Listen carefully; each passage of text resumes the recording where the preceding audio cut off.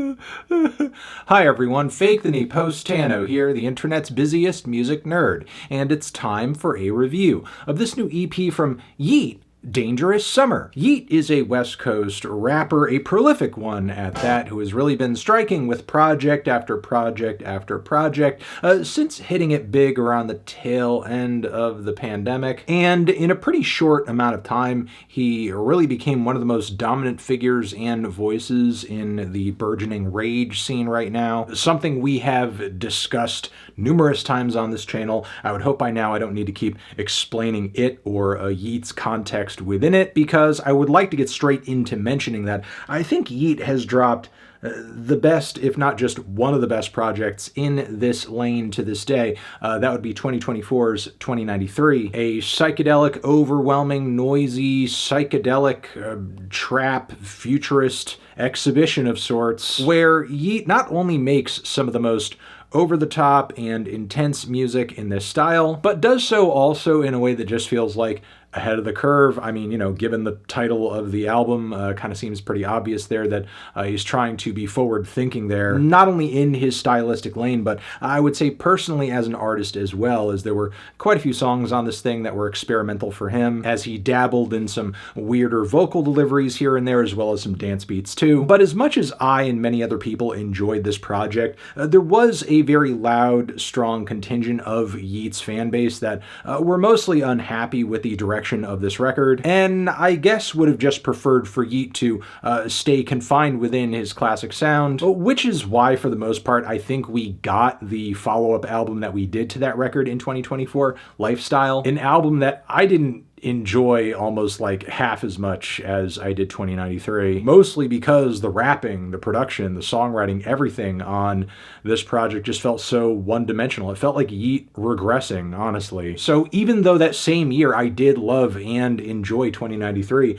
I was still left wondering, like, whatever Yeat was shooting for on that project, whatever sense of adventure he was bringing to the table, is that now dead? Is he now completely finished with trying to push himself outside of his comfort zone? Which brings us to 2025, which is supposed to be a year where Yeat drops another full-length album, one titled A Dangerous Life. And I guess what he's doing here on this EP is essentially teasing toward that record with just a new batch of tracks, ones that I'm guessing are supposed to like get us ready for maybe whatever sound and vibe and energy Yeat is going to be bringing to that record. I mean, the guy has such an unpredictable release schedule sometimes, it's hard to like read into what exactly his intent is. But I'll say, after having heard this multiple times over and also enjoying some of the singles in the lead up to this EP, I gotta say, like, I am hoping that this is a picture of what's to come, because I do think Yeat brings some of the best tracks he's ever made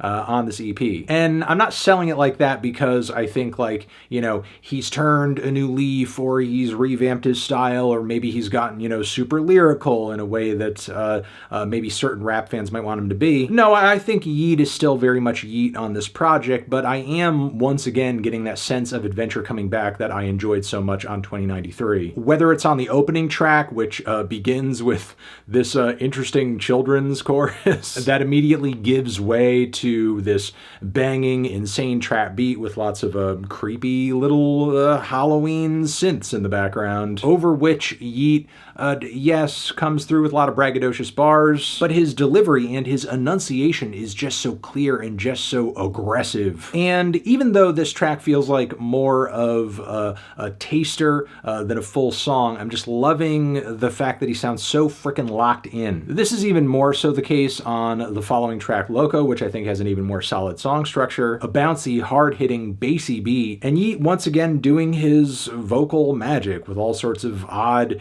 inflections, octave jumps, zany ad-libs. There are moments on this track where he is just like hooting and hollering like he's an animal in the zoo. He sounds like a complete madman on this track, and this is the exact kind of intense energy I usually hope for artists to bring in this style. The following Loose Leaf is more of your standard rage fare with lots of psychedelic, saturated synths, kind of a repetitive beat. I think Yeat's vocals on it sound great, but the song does kind of like, you know, devolve delve into a bit of navel gazing. It's very immersive, but also very repetitive and kind of ends abruptly. It's fine as a passing moment. I enjoy Oh I Did right after it much more, because not only does Yeat bring some of his catchiest flows on the entire record on this track, but like, God, the beat on this thing is insane. Between that buzzing, distorted bass, the gigantic drums, those just bright, shiny synth horns that slice through the entire mix, and then in addition to all of that, what sounds like the sound effect of like a woman screaming, just like hitting again and again and again throughout the instrumental. It is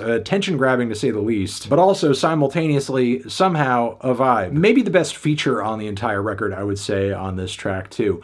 Come and Go turns the intensity down a little bit. Feels like Yeat getting maybe a little emotional and I would say like suave in his own Yeat way, and yet somehow it works. He doesn't really like lose his core appeal when doing something that's like trying to be, I guess, a little more flirty and alluring. ADL is coming. You would think, given the title, is just kind of like a transitional moment that's supposed to make us think of the next album and just kind of bring us even deeper into the tape. And even though this track is like not one of the most complete and built out songs on the entire record, there's something about Yeat's flow, delivery, the really big keys on this track, and the nimble synth bass, as well as those like just gigantic live drums. It all feels very Kanye. And again, even though this is not the best song on the album, in my opinion, channeling those kinds of vibes potentially on the next record could be pretty exciting. I'm Yeat, which was also a single on this thing, is just as much a banger in the context of the EP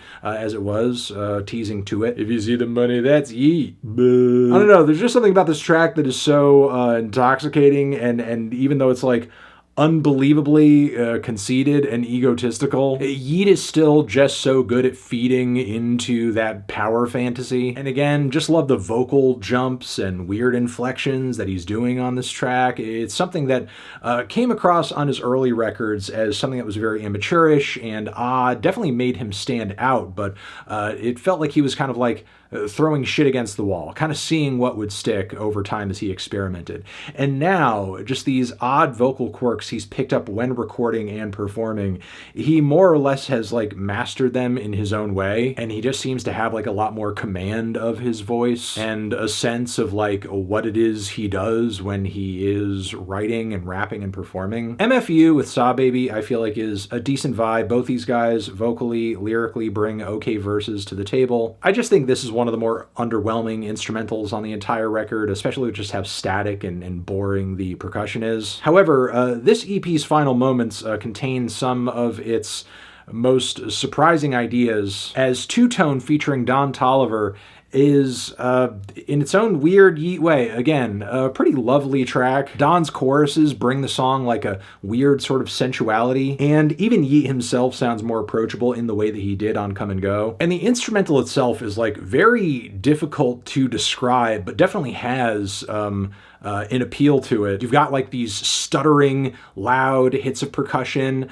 what sounds like synthesizers that are on the tempo of a machine that's keeping track of your heart rate. Me, me, me. And all of this is set toward very laid back, entrancing flows and a super sad, mournful chord progression. And it just culminates into one of the moodiest tunes I think Yeat has ever laid to tape. Then, surprisingly, Fly Night features none other than FKA Twigs, who delivers some pretty beautiful vocals over an unexpected beat switch. Like, it's not the best song on the project in my opinion, but this crossover goes over way better than you might expect given Yeat and Twigs' respective catalogs. The following track, though, Growing Pains, I do feel like Yeat digs into some inflections and melodic lead vocals that are maybe a bit too rough around the edges and make this one a bit of a non-starter. But with that being said, I thought this Dangerous Summer EP was pretty solid and just about the perfect length as well. I thought it was much better than Lifestyle. And again, I hope sets the tone for a much more adventurous and interesting